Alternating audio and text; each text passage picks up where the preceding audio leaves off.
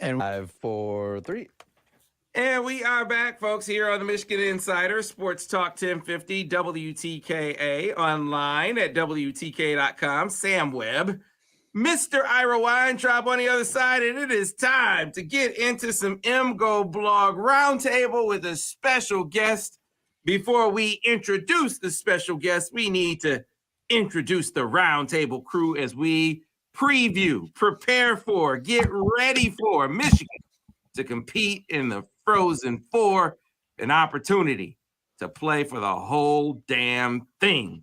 If they win tonight, reflecting upon the journey to this point, reviewing it, starting off first, the man that started it at MGoBlog, Brian Cook. Brian, how are you? I'm good. Look at you fired up. Sound like Tom Waits. I can hear it in your voice. He's fired up and ready to go, folks.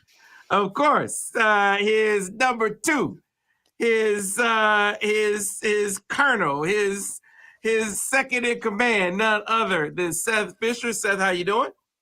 I am ready for this. I got my butt is ready to clench. My shoulders are ready to tighten. I am ready for some single elimination playoff hockey. Let's do this. All right. The venerable counselor among us is none other than Craig Ross. Craig, you ready?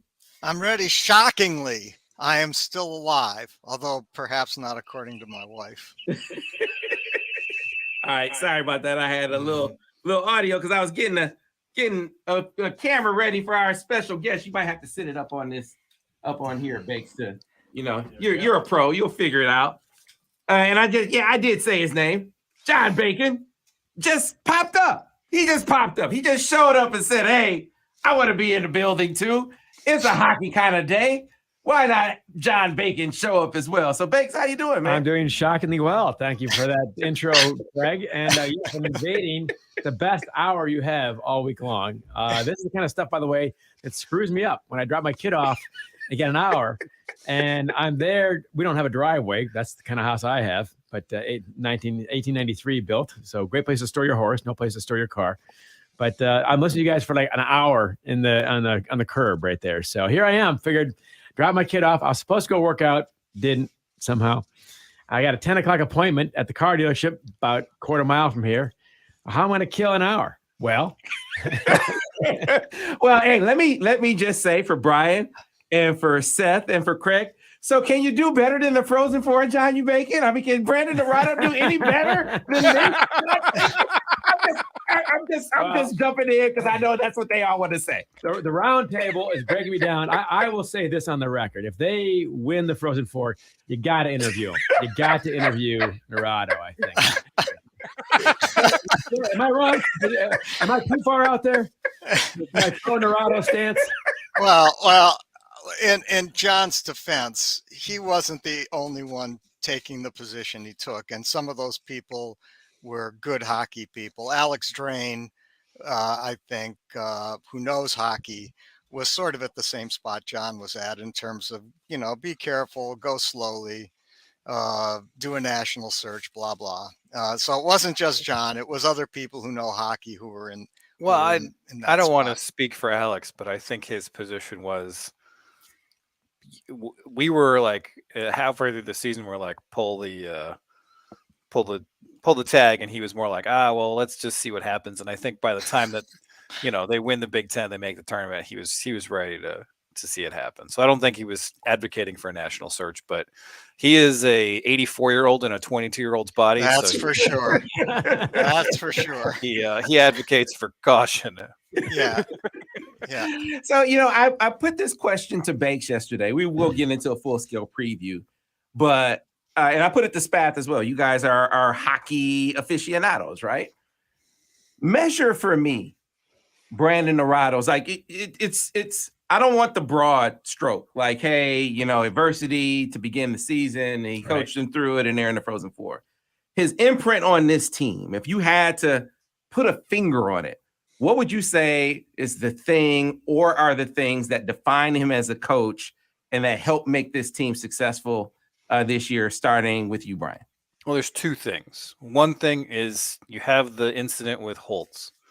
and he's in the hospital, and your team is basically half gone for a critical series against Minnesota, and you got a guy on the verge of death's door. And USCHO had an article on Holtz.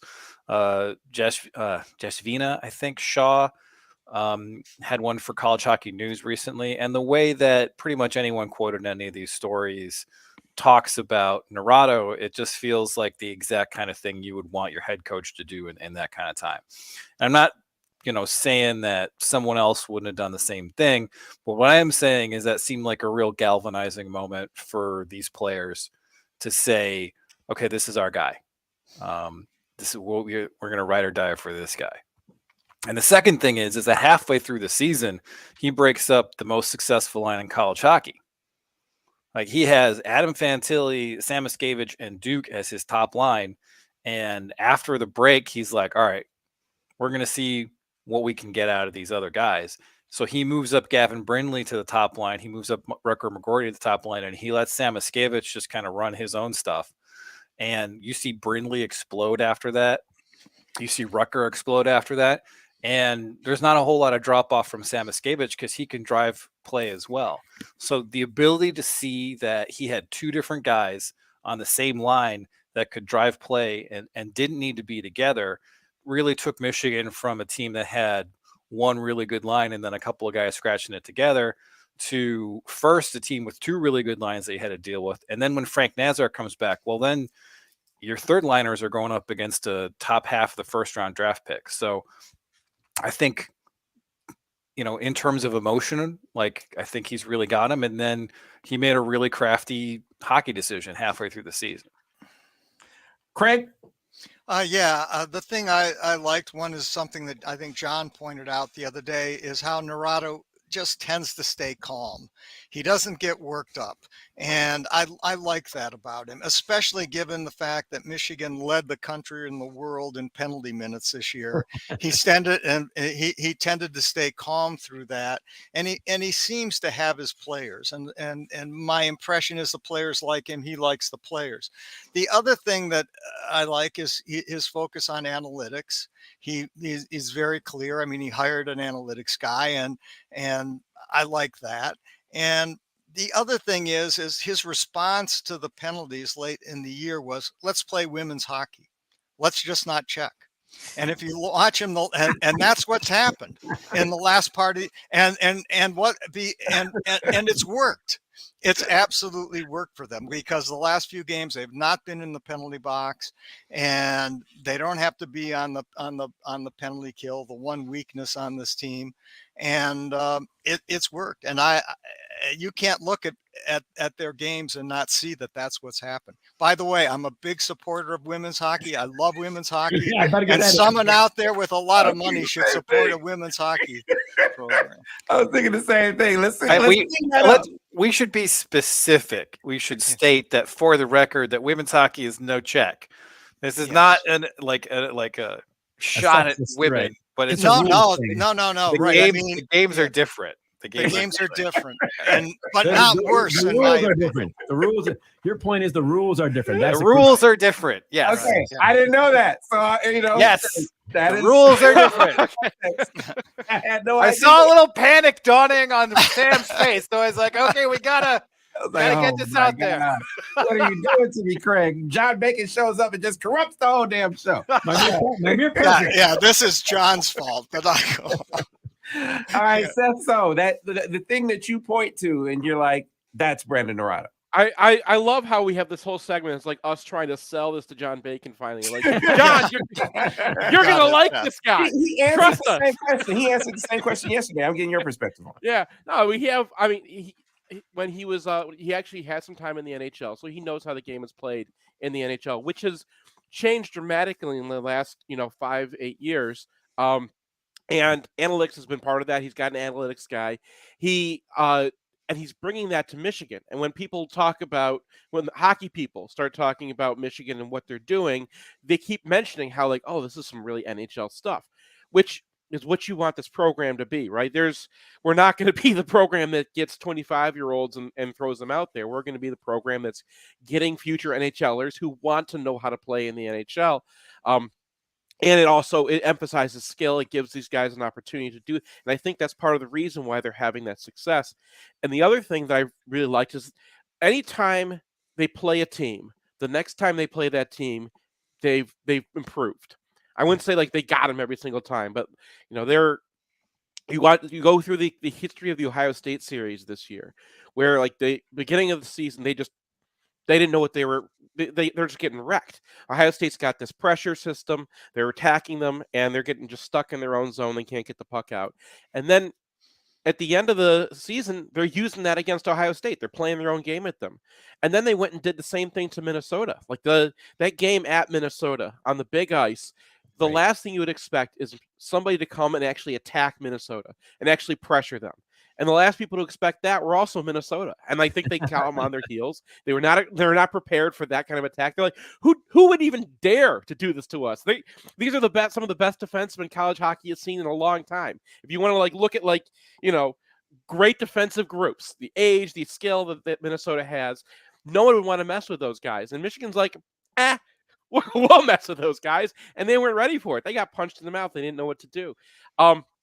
So it's not just the analytics. He's got a sense of, what other teams are feeling, how to attack them, how to kind of get in their heads, and how to get in his own players' heads. This is a very good hockey coach. Yeah, so Can I just Michigan in the Frozen Four here.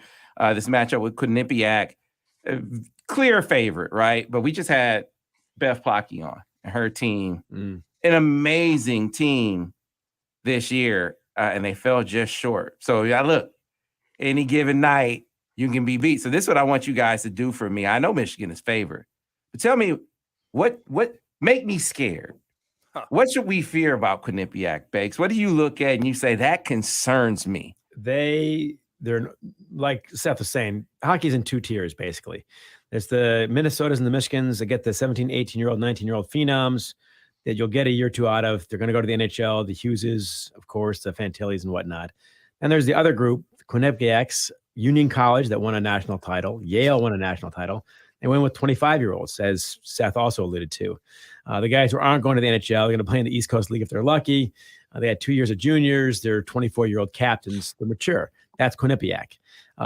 If I'm Quinnipiac's coach, what I'm going to do is try to get Michigan off women's hockey as Craig carefully. Yeah, Craig said it. As Craig Ross of Ann Arbor, Michigan. That's Craig Ross, ROSS, Ross. Thanks. I needed that. So he said, but there's a rules difference. I get him off that game. Try to get them back to where they were in December. Antagonize them, get in their face a little bit, physically, hopefully legally, and try to get them to bite. And hope that their youth will get to them, the pressure will get to them, and they'll get off their game. Also, if I'm Quinnipiac, I still don't like Michigan's penalty kill.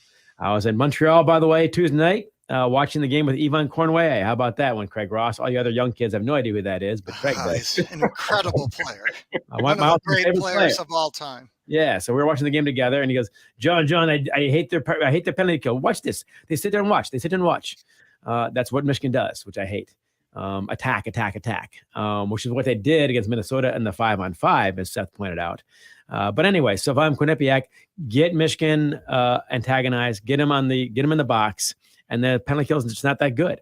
And Quinnipiac's, they got a good power play. Everyone's got one at this level. That'd be my plan. All right. Let's go with Brian. So scare me about Quinnipiac.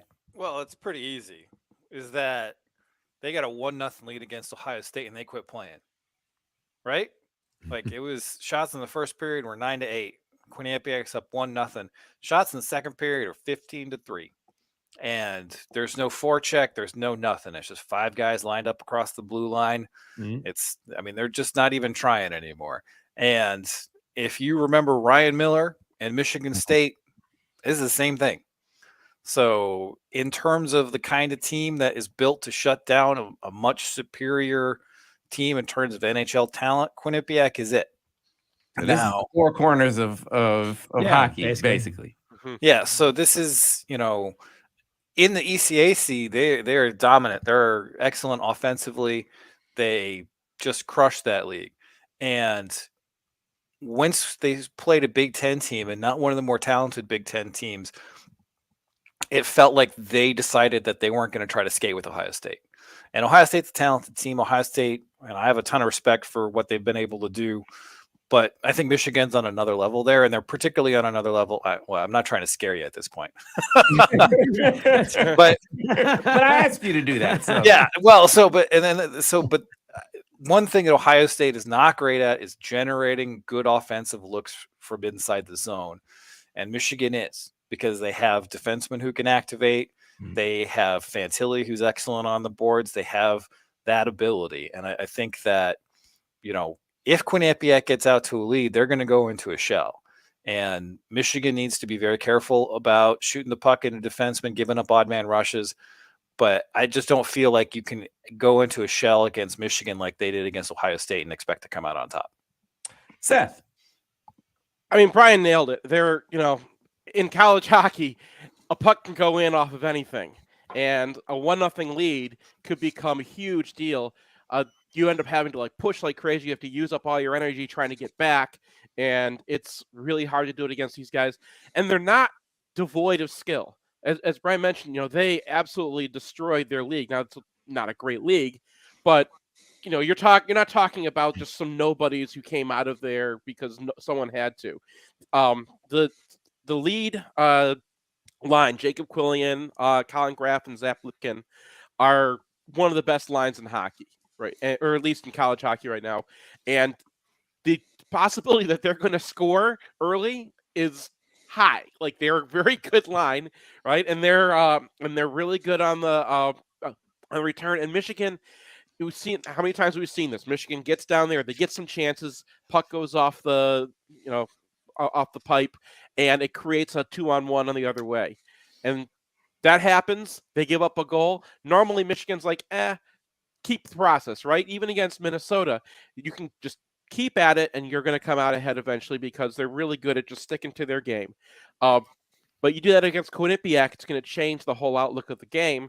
And, now it's just a random. That's what sucks about this whole thing. It's just randomness favors the team that is, and Quinnipiac is great at taking a small advantage and turning it into a win.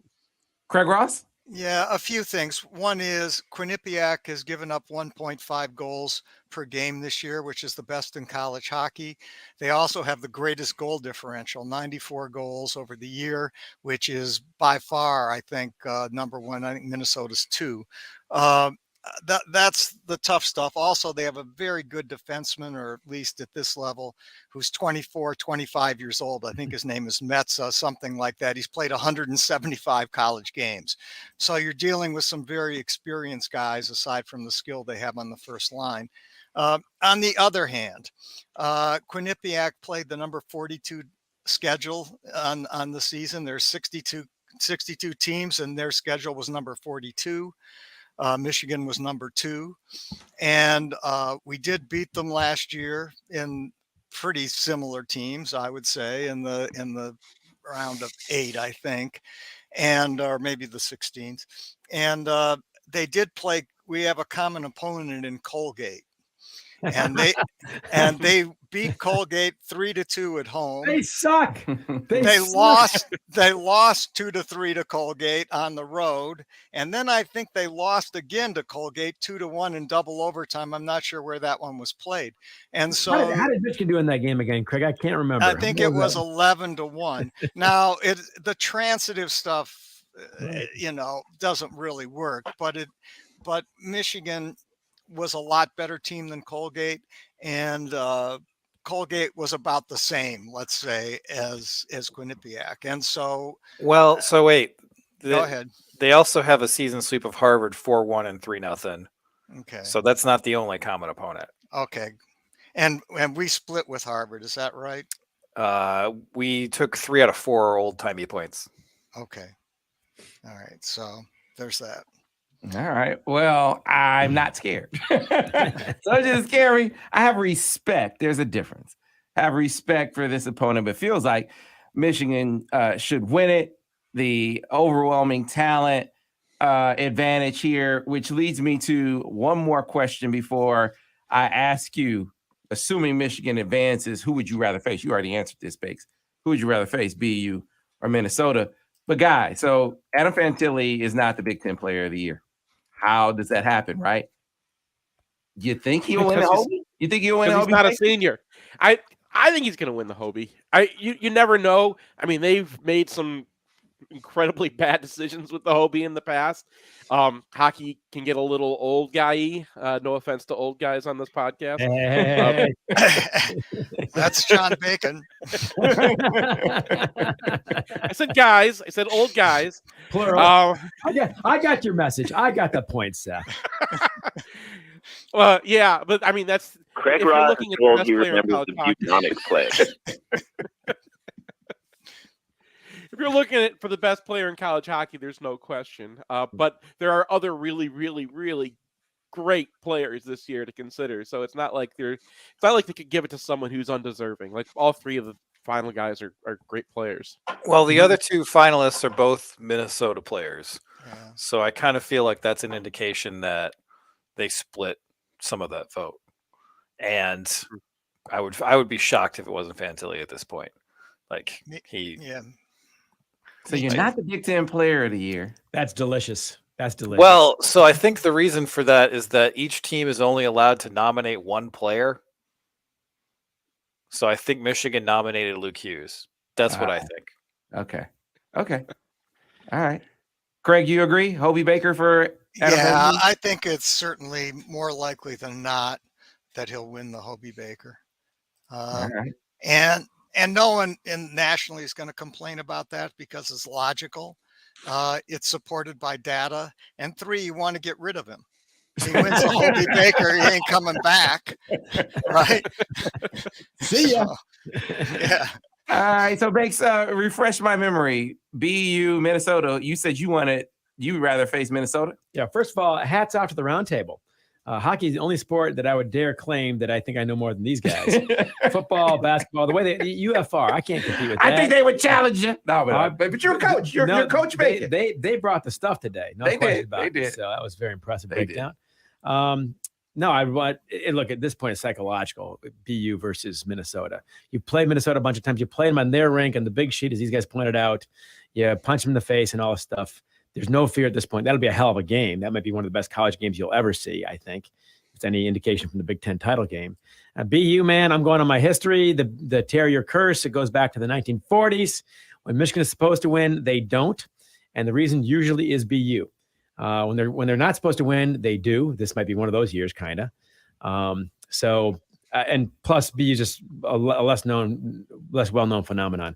I had them in my Final Four early on. I thought this is a team that could go. They're underrated in some ways. They got all the pieces you need to pull this off for a short, one-game series, obviously. So mainly psychological. Mm-hmm. But I'd rather see Minnesota than BU. Craig, who would you rather see? Well, I'd rather, it's hard. I mean, there is the BU curse. I know about that primarily from listening to John. But, I hate playing a team where the coach looks exactly like the mascot. I always hated playing against Gene Cady because he looked exactly like the Boilermaker, and Moscow looks like a deranged golfer to me. So I don't know. I guess Craig Ross of Ann Arbor, Michigan. They're not the Minnesota fighting Mr. Potato Heads. That's right. Who would you rather see, Seth Fisher? Oh man, I would rather see Minnesota. Like, not just because Boston University just kind of has that that team of destiny feel to them right now. Just they've gotten so hot lately. Lane Hudson has been amazing the last few weeks, and they're just firing on all cylinders right now. And we know Minnesota. Like I said, every single time Michigan plays somebody, we get better against them. So, BU, we had that one weird game early in the season, but you can't, that game was over and into 20 minutes of penalties by the time, some people were still sitting down. So you can't really use that as an example of what happens, and they killed us in the other game. So give me Minnesota. We get better against the team every time we play them. And Brian Cook closes out. Who would you rather see, BU, Minnesota? Y'all are wrong. Like it's BU. It's not close. Minnesota's a better hockey team. Minnesota's an older hockey team. Minnesota is a team that is prepared to deal with Michigan stuff. And I know Michigan played really well in the Big Ten championship game, but they're going to look at that and they're going to come back at it. And you know, that kind of defensive depth that Minnesota has, I think, would be really important in a rematch. Their general age, their experience. And I know BU's been pretty good this year, but they did not dominate the best conference in college hockey. And Minnesota it's really did. depressing when Brian is the voice of reason. Yeah. Like if you hop into Cratch, which is the fanciest of all the fancy stats for college hockey, Minnesota's number one with a bullet, and BU is fifth. Michigan's third. So like what Cratch fails to measure is voodoo, and BU's got sure, yeah, and I understand that there's a lot of weird stuff that happens in college hockey, but the Gophers also kicked Michigan out of Frozen Four when Jason Riznar's goal was incorrectly waved off. So they got some voodoo on us too, Bakes. There's some voodoo. That's right. I was 4 feet from that abomination. But you're not bitter, and that's great, I think. So.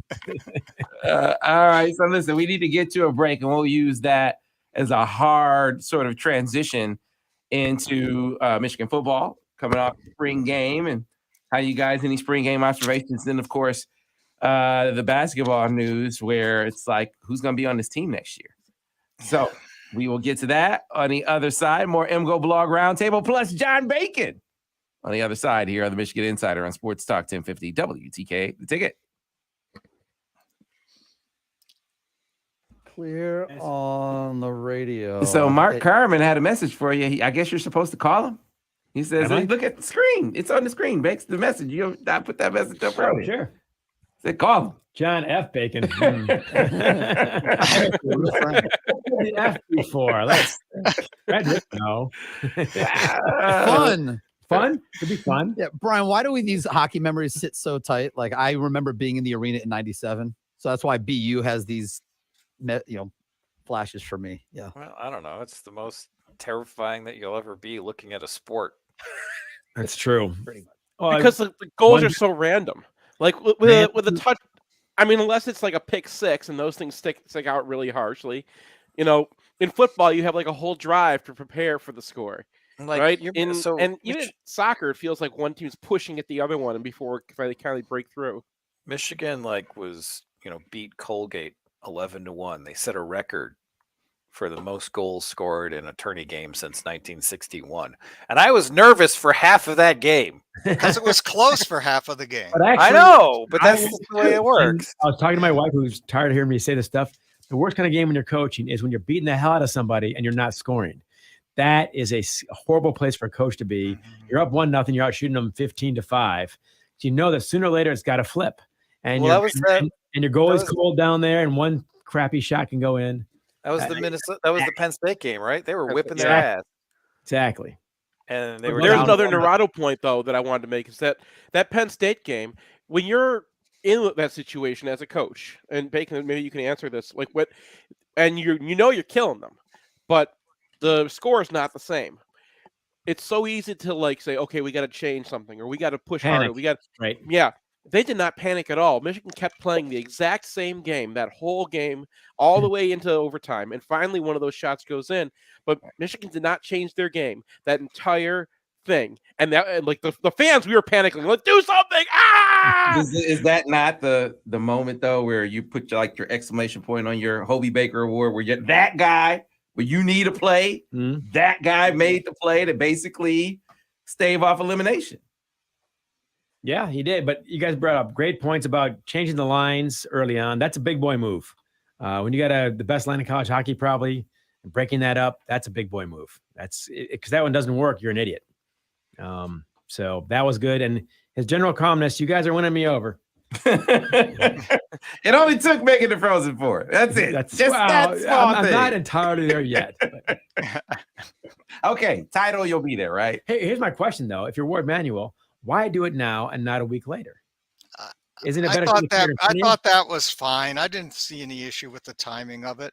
I mean, maybe it solidifies Maybe you want his your victory. locker I room. don't know the answer. I don't know. But Either. maybe I really don't. first of all, it's not a distraction anymore with everyone asking about it. point. Yeah. Second of all, he doesn't seem like this kind of guy. Maybe you want to take your victory lap. While the Frozen Four is going on, and this guy is the coach. He has a statement. He made an unconventional pick. None of you guys, look, even me. I was looking at it saying, "Oh, Billy's gonna be the coach," and he didn't make that pick. Well, I just And think yet that's he tough has a given team. the- The guy he did pick is in the Frozen Four. Mhm. He popped my collar a little bit. Back about on it. radio in 30 seconds, guys. I don't know if you can pick Billy after all the report stuff and just the fact that he's been. But my take associated is, with if you Elvis so can't, long. then he should be on campus. Well, no, I'm just. I don't know. Well, If he's tainted that much, then shouldn't be on this the bench. is a whole different issue and goes to my problems with the report, which I think was shoddy. But that's another conversation for another day. I mean, I'm not saying, stuff, man. Don Bacon, you know what? You're a swell guy. Well, you know that? I swear to God, I came here to listen. I had no idea if I get a mic. I just want to get a pop and listen to you guys here in the damn studio. He seriously just wanted to I'm a kill total- an hour at a time. I'm and a he total decided to hang out with you, fanboy Sam. of the round table. Well, I honestly wanted to give the Stand by, guys. Coming back on radio. get a round table the opportunity to say, see, we were right.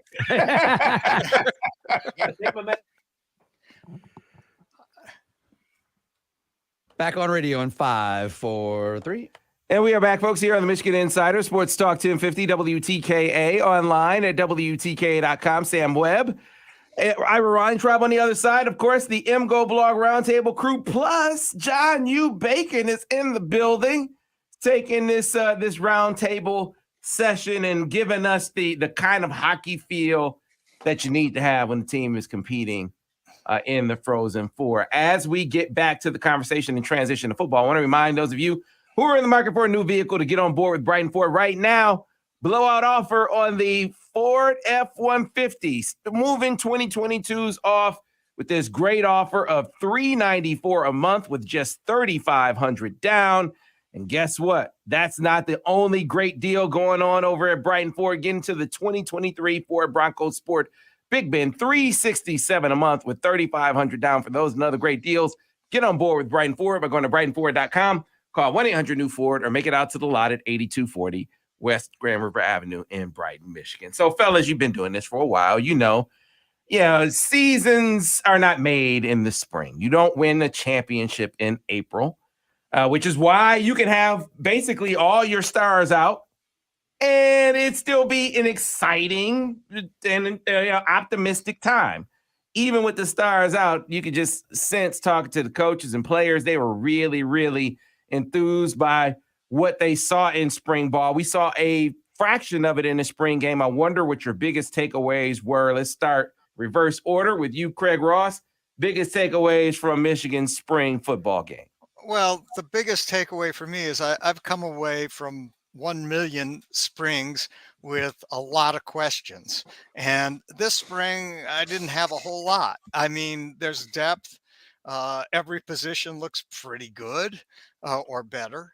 And I came away saying, okay, what am I concerned about? Well, place kicking. I'm not sure where that's going. Punting looked fine. Doman looked like he has a very strong leg. It was a bad day to place kick, but it looked a little bit shaky. Who knows what Samaha will be like when he comes in. And the other thing was corner. The corner spot looked still problematic. We all like to take victory laps, and this isn't mine so much, but Ben Hall. When he came in, some recruiting services went crazy, said that Mike Hart didn't know what he was doing, that he was lazy, blah, blah, blah. And if you recall at the time, I went and I looked at the tape and I said, no, this guy reminds me of Hassan Haskins.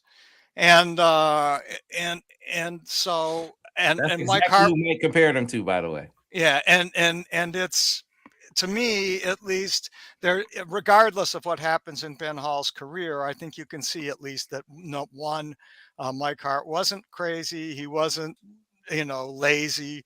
He made a pick of a kid who has a real chance to be a good football player. The other thing that I came away with was Harbaugh wasn't jaking us around with Peyton O'Leary. He's going to catch balls this year, and this isn't just a spring game phenomena. This was a Jake Ryan moment, and he's going to be a good player at Michigan. Now, I don't know if he'll be Jake Ryan, but I think he's going to get 15 snaps a game at least. I do think that. I think you're spot on. Yeah. With he's going to be in the rotation. Brian Cook, your biggest takeaways from the spring game? I mean, really, it is the O'Leary, Amorian Walker conundrum. Like, is Peyton O'Leary the next Cooper Kupp, or, we got some issues at the second corner spot? And I think the more likely answer to that question is the latter. I mean, you have a guy who's been converted to cornerback. He played a little bit last year, but, still a second-year player who came in as a wide receiver who's sort of leading for the job. And for him to kind of put in a iffy spring game performance is, one, sort of understandable, but also two, like, if that's the guy who hopped right to the start of the line, you might have some issues. So that's and really this is, I think, the only possible answer, because the rest of the team is like, they got 6 running backs, they got 12 wide receivers, the quarterback's back, they got like way too many starters on the offensive line, they got Colston, Loveland, like, there's only one spot on the team where you're like, I don't know about that, and that's the one. 2 kicker. Yeah. I mean, I got to shout out Zeke Berry, as long as we're taking victory lap, because I was all about that guy. They didn't play last year, and that was a hell of an interception right there. The one thing that makes me feel a little bit better about Amorian Walker, one, you could see it. You could see the athleticism. You could see, like, he was making those difficult, even though he was completely in the wrong position. If we were talking about him as a guy next year, it'd be awesome. But Jane McBurroughs actually kind of looked pretty good out there.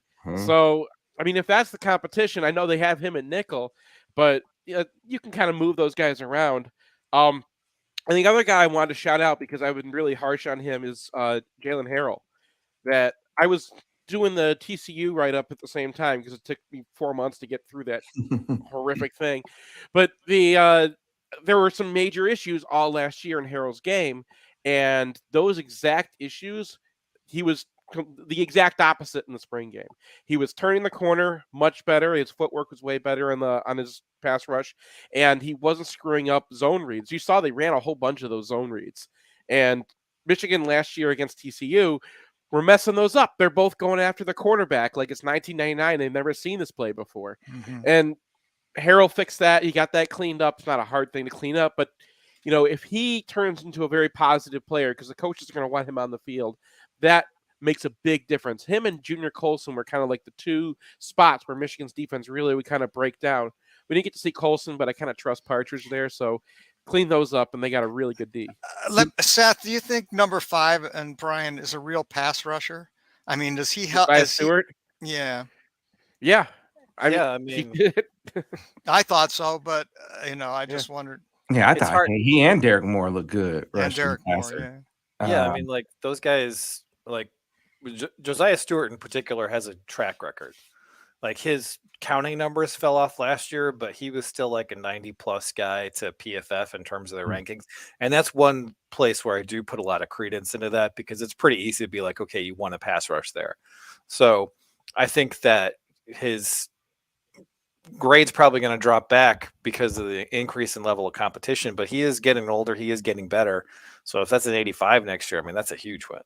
Yeah, I think to Amorian Walker, that's clearly what most people at your first look is going to be, how's he doing? And you saw a guy very early in his transition, talking to some of the players and some of the coaches, just the things that you won't see is 3rd and 5, and he's off and he's backing up at the snap of the ball right on 3rd and 5. Things like that, just getting comfortable with situations, being able to diagnose route recognition from a defensive perspective, just fundamentals and technique. Those are the things that it's going to take just time for him to grow in. Things you can't teach is what he has, his length, his athleticism. I'd rather have that. I'd rather have the things you can't teach and then teach the things that you can. That's where you are with Amarion Walker. But Seth's point, I agree with. Jaden McBurrows, I thought, for you look at the stats, it doesn't really tell, at least to me, his growth. Imagine you saw him tackle in open field. You know he can hit, but in coverage, really sound. I liked him on the cover in the fade to, I think it was Samaj. Just you talk to people in there and they're like, he's taking a step. So they're feeling pretty comfortable with what he will bring as far as the rotation, even if it's not Amarion Walker. And then I like some of the young guys. You guys know I'm big on Jair Hill. He's a true freshman, but I liked how he looked out there. I liked how Cody Jones looked out there as well. So they got a few different guys that you can kind of throw into the mix. And big bust on Jair Hill. I'm expecting second half of the season. The good news is if you look at the first half of the season and try to find a quarterback you're afraid of, Hey man, they might have some time to work these guys in. The guy at Bowling Green is good. McDonald is good. The problem is he's got no offensive line, and Michigan's, they're going to have he's going to have a difficult time. Telling Scott, you just said he doesn't have an offensive line. Yeah, what did you speaking of offensive line, guys? That's Craig Ross of Ann Arbor, Michigan. I was really impressed with the blue team offensive line, especially on the interior. I wrote about this with Raheem Anderson. But I thought Giovanni Ohadi looked really good in this game. And then Amir Herring to be a true freshman on the offensive line. I'm like, man, okay, Amir. But that group, I was like, man, those are your backup. Those are backup guys. Like your fourth string, or your third string. Raheem, I was sitting next to his parents, so it was kind of interesting watching them. Like, this guy looks really good. Yeah. But like, it wasn't just me. Like, the other offensive line parents were all kind of sitting in this little group, and Keegan's turning around. And they're like, "That was good play." Like it was recognizable how good he's been out there, and it's a name you've heard during spring. So I know that we all kind of imagined Crippen was going to be and Nugent's going to just come in and take the job. Mm-hmm. I'm not going to say that Anderson's stealing the center job this year, but you look pretty good, and that guy's got a spot on this line, whether center or guard. He did the same thing at Cass Tech. You just couldn't get rid of him. Yeah. Very, very, very sound, physical, smart. I just like that group. Got to ask you guys, got to get a little bit of basketball in here. Spath, I gotta give Spath credit. It was a few weeks ago. He said, "Hey, what if Hunter enters the portal?" Right? You think about him going to the pros. He said, "What if he enters the portal?" Here, Hunter is in the portal, Brian Cook, and while he hasn't closed the door completely on Michigan, it seemed like it'd be a long shot to get him back. Because if you're looking at highest bidder NIL, probably not going to win that, probably. But let's say you did. Let's say you competed there. You got to imagine the other part of his calculus is how good are we going to be? How good is the team going to be? And I don't know who else is going to be on Michigan's team. Yup. I mean, silence from the crowd. Excellent point, Sam. I don't know, man. So I put this to Bakes yesterday. This is a better, because how could you react to that? This seems to me to be Juwan's 2010 for John Beilein, or Juwan's 2020 for Jim Harbaugh, right? That moment where it's like, ooh, which way is this gonna go, right? And this is the season that kind of determines it. Mm-hmm. Happened positively for John Beilein, happened positively for Jim Harbaugh. Now, it didn't go well in Rich Rodriguez's pivotal year, didn't go well in Brady Hoke's pivotal year, didn't go well in Tommy Amaker's pivotal year. So it could obviously go the other way, but this seems to be one of those years, Brian. That's a better one. How about that? Yeah, I mean, it is. And you got two pieces. You got Doug, you got Terrace Reed, and then you got Burnett committed. It seems like you're probably going to get Tamar Bates out of Indiana. And then, you You need, Joey Baker as a bench guy. Maybe you get Llewellyn back as a bench guy, but you need a serious player somewhere. And it doesn't really matter, like if it's the 2, 3, or 4, but you need a guy who's got established production at this point. And Tamar Bates has been a bench shooter so far. Burnett's been hurt and kind of bouncing around. And you can put together like an all-star team of like the best coulda, shouldas from 3 recruiting classes ago. And those players will probably do something decent, but the teams that have put together these transfer teams that tend to work out pretty well, there's at least one focal point who's been an established college player. Mm-hmm. Like, I mean, the Miami team that made the Final Four, they go get Nigel Pack out of K-State. And Nigel Pack was one of the best players in the Big 12 before he transferred. So, getting the guys who have been buried or hurt and still have potential is something that I think is a good thing. But you need someone who's done it on the floor, because Dickinson's not going to be around next year. You can only put so much offensive weight on Doug and Terrace Reed, because they're just not going to be high usage, high efficiency players. So where does that come from? And the answer to that question is I don't know. Mm-hmm. Yeah, I mean, the problem with Terrace is I think he's going to be a really nice defender, but he's got a long way to go on the offensive end, because he makes himself as small as possible when he gets the ball. He ducks his shoulder down, he ducks his knees, the ball goes down low, it gets slapped away. And he doesn't have great footwork in the post right now. Now, are those things that could be corrected? Yeah, but those are hard things to correct, I think, at his age. He's going to have to do a lot of work to change what his post game looks like. Defensively, he can be phenomenal. I think he has better hands than Hunter. I think he's a better defender already than Hunter. And so there's a lot there that can happen on the defensive end, but I don't know what he gives you on offense. What other offense does this team have? Mm-hmm. Burnett is a pig in a poke. I mean, he's been a terrible shooter from any level except free throws. He has been a good free throw shooter. His mechanics aren't broken. Mechanics look okay. Ball just doesn't go in. And so you've got some issues there. Here's my suggestion for Juwan, and I know he takes them seriously, is go Rutgers and go full Rutgers. Go with the defensive team, because Burnett can play defense. He's a phenomenal athlete. He can play defense. Terrace Reed, he's going to be a good defender. Papa Conte, I think he can defend. He's a rim protector, and he can move his feet. So go with the best defensive team you can put on the floor, and you can win games even if you're not the world's greatest shooting team. I'm hoping he scores something like Brian was talking about in the portal. Bakes and Seth, you got a minute, 30 seconds apiece. All I need is 10 Sorry, seconds. guys. 10 seconds. Craig, for those of us under 75 years old, what's a pig in a poke? I don't know. I must have heard that in the 30s. All right, Seth, you close us out. They need a pig and they need a poke. They need Yusuf Kayat to come through. Especially if they're going to be a defensive team, he's going to have to figure out what he's doing out there. I think that's one spot that people are forgetting, that there's a lot of growth that they can have in the offseason.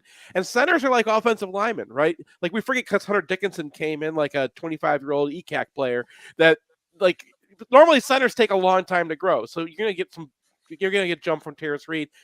And they don't have to be that much better next year to make the tournament. They just have to not lose 9 of 10 close games. Well, That's a I think I don't think they're that close to last year's team right now. We'll see how they wind up. So great roundtable as always, fellas. Hopefully when we're back next week, we're talking about a national title. To the rest of you, we're off tomorrow, so we'll see you on Monday here on the Michigan Insider on Sports Talk.